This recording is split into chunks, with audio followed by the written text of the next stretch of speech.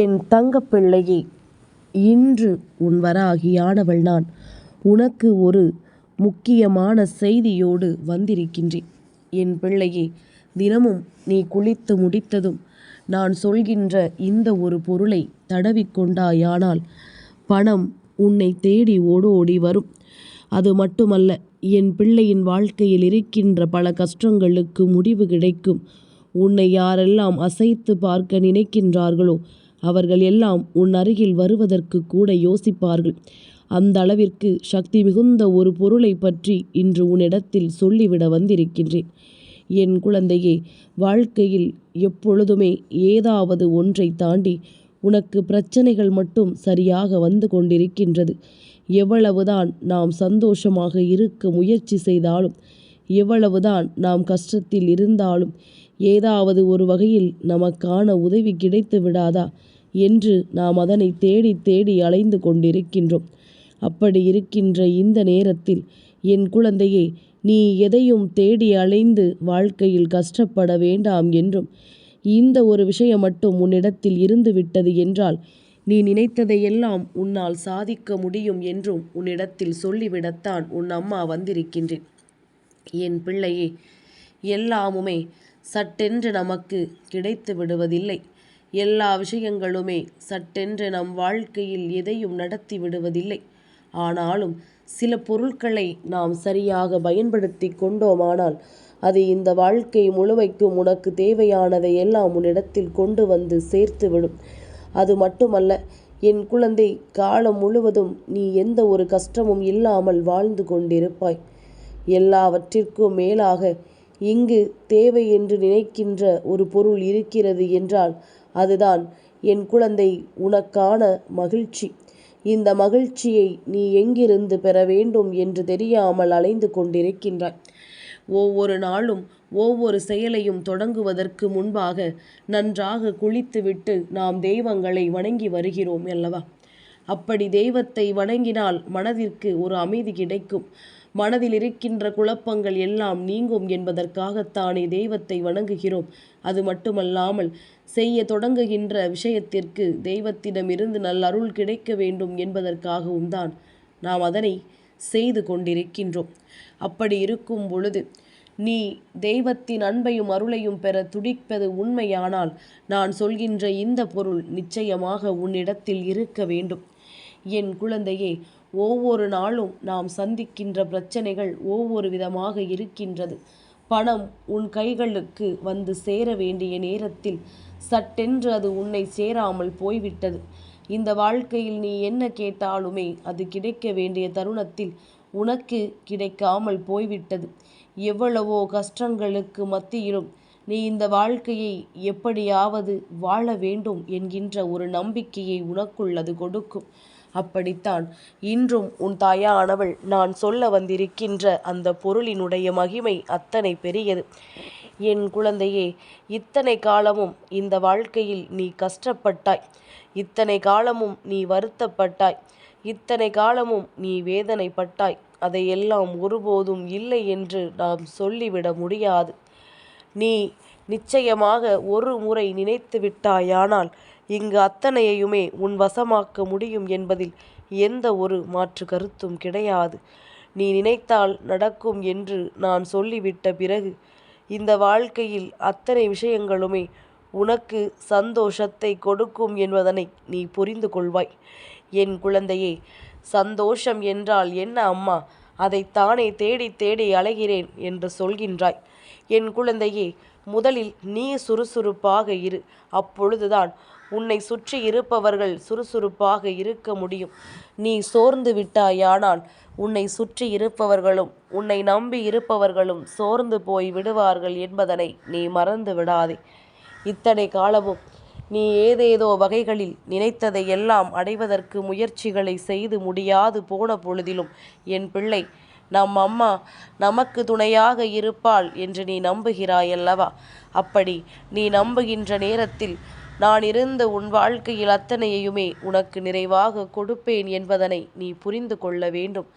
இத்தனை நாளும் இத்தனை மாற்றங்களும் உனக்கு வந்துவிட்ட பொழுதிலும் கூட இனி வரக்கூடிய நாட்களில் உனக்கான மாற்றங்களை நான் உறுதியாக கொண்டு வந்துவிட வேண்டும் என்பதற்காகத்தான் அம்மா இப்பொழுது உன் முன்னால் பேசிக்கொண்டிருக்கின்றேன். என் பிள்ளையே, தெய்வத்திற்கு முன்னால் நாம் செய்கின்ற எந்த ஒரு செயலுமே நமக்கு நல்ல பலன்களை கொடுக்கும். ஆனால் அதை நம்பிக்கையோடு நாம் செய்ய வேண்டும். நம்பிக்கையோடு நீ செய்திருந்தால் நிச்சயமாக அதற்கான பலன்கள் உனக்கு கிடைத்தே தீரும் என்பதில் எந்த ஒரு மாற்று கருத்தும் கிடையாது. மனநிறைவான வாழ்க்கை என்ற ஒன்று நிச்சயமாக உனக்கு இருக்கிறது என்பதனை முதலில் நீ புரிந்து கொள்ள வேண்டும். அப்படி இந்த வாழ்க்கை உனக்கு கொடுக்கக்கூடிய ஒட்டுமொத்த மகிழ்ச்சியும் பெறுவதற்கு நீ தயாராக இருக்க வேண்டும். நீ எந்த சூழ்நிலையிலுமே மற்றவர்கள் முன்னிலையில் உன்னை குறைவாக மதிப்பிட்டு விடாதே. அவர்கள் முன்னிலையில் பேசும் பொழுதெல்லாம் நீ உன்னிடம் எதுவுமே இல்லை என்பது போல ஒதுங்கி நிற்கத்தான் பழகுகின்றாய். என் பிள்ளையே, இந்த வாழ்க்கையில் ஒதுங்கி செல்வது எப்பொழுது தெரியுமா? ஒருவரது வாழ்க்கையில் இனிமேல் வேறு வழியே இல்லை, நாம் ஒதுங்கி சென்றால்தான் நமக்கு நல்லது நடக்கும் எனும் பொழுது மட்டும்தான் நீ ஒதுங்கி செல்ல வேண்டும். இல்லாத பட்சத்தில் உன்னுடைய வாழ்க்கை இது உனக்கானது என்பதனை புரிந்து கொண்டு நீ நல்லபடியாக வாழ்ந்து காட்ட வேண்டும் என்பதனையும் நினைவில் வைத்துக்கொள். என் குழந்தையே, நீ செய்கின்ற ஒரு செயலால் உன் வாழ்க்கையில் பேரதிர்ஷ்டம் நடக்கும் என்றால் அதை செய்யாமல் இருந்துவிட முடியுமா? அப்படியே இருந்தாலும் அதுதான் நமக்கு நன்மையை கொடுத்து விடுமா? எல்லா நேரத்திலும் நமக்கு துன்பங்களை தருகின்ற இந்த வராகியானவள் இனிமேலாவது இந்த வாழ்க்கையில் இதையெல்லாம் நமக்கு தராமல் இருக்கட்டும் என்று நீ மனதார வேண்டிவிட வேண்டும் அல்லவா? என் தங்கமே, அம்மா எப்பொழுதுமே உனக்கு சோதனைகளை தருவதாக நீ எண்ணி வருத்தப்பட்டு கொண்டிருக்கின்றாய். ஆனால் இந்த சோதனை காலம் முடிய வேண்டிய நேரம் வந்துவிட்டது. இந்த வாழ்க்கையில் உன்னை சுற்றி இருக்கின்ற விஷயங்களை எல்லாம் என்னவென்று நிச்சயமாக நீ தெரிந்து கொண்டாய். உன்னை தாண்டி இங்கே என்ன நடந்துவிடப் போகிறது என்று உனக்குள் இருந்த அந்த எண்ணத்தை தூக்கி வெளியே எறிந்துவிட்டு எதுவாக இருந்தாலும் நல்லதாகவே நடக்கும் என்பதனை நீ புரிந்து கொண்டால் போதும். என் குழந்தையே, எப்பொழுதுமே நாம் நல்லபடியாக நல்ல மனநிலையோடும் நல்ல வாசனையோடும் இருந்தால்தான் லக்ஷ்மி தாயானவள் நம் அருகில் வருவாள். நாம் அழுக்கடைந்த துணியோடும் அழுக்கோடும் எப்பொழுதுமே நின்று கொண்டிருந்தோமானால் எந்த தெய்வமும் நம்மை தீண்டி விடாது. அதாவது அம்மா சொல்வது வேலைக்கு செல்கின்றவர்கள் உழைக்கின்றவர்களை பற்றியது அல்ல. நான் சொல்வது இந்த தெய்வங்கள் எல்லோருமே உன்னுடைய இல்லத்திற்குள் வருகின்ற பொழுது கூட நீ இது போன்று இருக்கக்கூடாது என்றுதான் சொல்கின்றேன். எப்பொழுதுமே சுத்தமாக இருக்க முடியாது என்று நீ சொல்லலாம். அதற்காகத்தான் அம்மா இன்று உனக்கு இந்த விஷயத்தை சொல்ல வந்திருக்கின்றேன். என் பிள்ளையை, நாமாக இருக்க வேண்டும். மற்றவர்களாக மாற ஒரு பொழுதும் நினைக்கக்கூடாது. நீ ஆசைப்பட்ட விஷயங்களை எல்லாம் அடைந்துவிட எப்பொழுதுமே நீ தெளிவாக இருந்து விட்டாயானால் எந்த நேரத்திலும் இந்த வாழ்க்கையில் நீ எதிர்பார்க்கின்ற சந்தோஷம் உனக்கு கிடைக்கும். இத்தனை காலமும் கஷ்டப்பட்டும் வேதனைப்பட்டும் சரியான அளவில் பணம் என்ற ஒன்று நமக்கு கிடைக்காமல் போகும் பொழுது இந்த வாழ்க்கையை வெறுத்து ஒதுக்கிய நாளும் இருக்கின்றது. என்னுடைய பணத்தேவைகளை எனக்கு நிறைவேற்றி கொடுத்து விடு தாயே என்று என் முன்னால் கேட்டு நின்ற பிள்ளைக்கான பதிவுதான் இது. என் குழந்தையே, வாழ்க்கையில் செல்வ வளம் பெருக வேண்டும் என்றாலும் செல்வம் உன்னிடத்தில் நிலைத்திருக்க வேண்டும் என்றாலும் நீ முதலில் உன் மனதை தெளிவுபடுத்தி வைத்துக்கொண்டு அதன் பிறகு நான் சொல்கின்ற இந்த ஒரு விஷயத்தை நீ செய்ய தொடங்கு.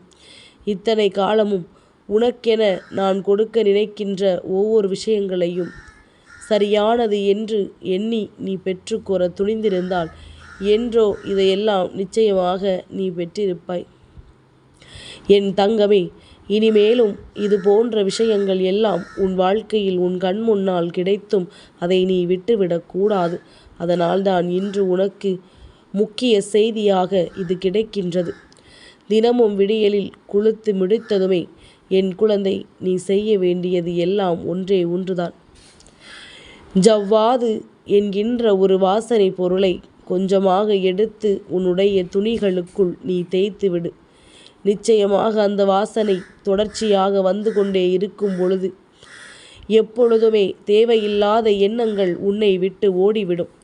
லக்ஷ்மி தாயானவள் உள்ளே நுழைந்ததும் முதலாவதாக உன்னை கண்டு மன மகிழ்ச்சி அடைவாள். இத்தனை காலமும் என் பிள்ளை, இந்த வாழ்க்கையில் உனக்கு என்ன வேண்டும் என்று என் முன்னால் நின்றாயோ, எந்த விஷயம் நடக்க வேண்டும் என்று என் முன்னால் நீ நின்று கொண்டிருந்தாயோ, அதை நான் உன் வாழ்க்கையாக்கி கொடுக்கத்தான் இப்பொழுது வந்திருக்கின்றேன். இத்தனை காலமும் ஆசைப்பட்டது எல்லாம் போயிற்று.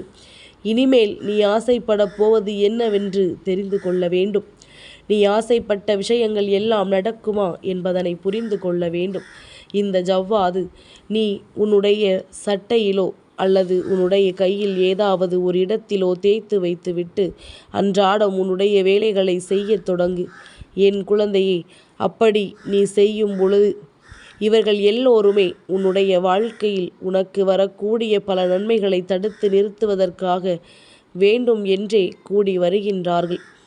இது போன்ற நேரங்களில் நீ நல்ல மனநிலையோடு இருக்கிறாய் என்பதனை அவர்களுக்கு உணர்த்த வேண்டும். தேவையில்லாது உன்னுடைய வாழ்க்கையில் கஷ்டங்களை கொடுக்கின்றவர்களும் வேண்டும் என்றே உன்னை சோதிக்க நினைப்பவர்களும் என்றுமே தெய்வத்தின் பார்வைக்கு குற்றவாளிகளாகத்தான் தெரிவார்கள் என்பதனை மறந்து விடாதே. எதையும் நினைத்து வருத்தப்படாமல் இந்த வாழ்க்கையில் உனக்கு என்ன நிர்ணயிக்கப்பட்டிருக்கின்றதோ அதை நிச்சயமாக உன்னை வந்து சேரும் என்பதனை நீ புரிந்து கொண்டால் போதும். என் குழந்தையே, எதுவாக இருந்தாலும் இந்த வாழ்க்கையில் அது உன்னை தொடர்ந்து வர வேண்டும் என்றால் முதலில் உன்னை நீ சுறுசுறுப்பாக வைத்திருக்க வேண்டும். நான் இந்த விஷயத்தை இன்று செய்ய போகிறேன், இந்த விஷயத்தை இன்று அடையப் போகிறேன் என்றால் முதலில் நீ சுறுசுறுப்பாகவும் தெளிவாகவும் இருக்க வேண்டும். என்ன வேண்டுமானாலும் இந்த வாழ்க்கையில் நாம் சாதித்து விட முடியும். அதற்கு முதலில் உன்னை நீ தயாராக வைத்திருக்க வேண்டும். ஒரு வாசனை உனக்குள் இருக்கும் பொழுது அது உன்னை சுறுசுறுப்பாக முதலில் வைத்திருக்கும். சட்டென்று சோம்பேறித்தனமாக உன்னை சாய விடாது.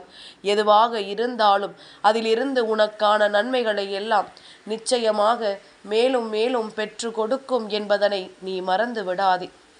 எண்ணற்ற விஷயங்களை எல்லாம் இந்த வாழ்க்கை உனக்கு கொடுத்து கொண்டிருக்கும் பொழுது உனக்கான நன்மைகளை நீ பெற்றுக்கொள்ள தயாராக இரு.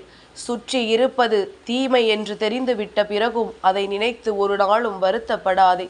உன்னை நீ நல்லபடியாக வைத்து கொண்டு தெய்வங்களை உன்னை தேடி வரவழைத்து கொண்டு நீ இருக்கின்ற பட்சத்தில் உனக்கு நடக்கின்ற விஷயங்கள் எதுவாக இருந்தாலும் அது உன்னை நல்ல நிலைக்கு அழைத்து செல்லும் என்பதனை நீ மறந்து விடாதே.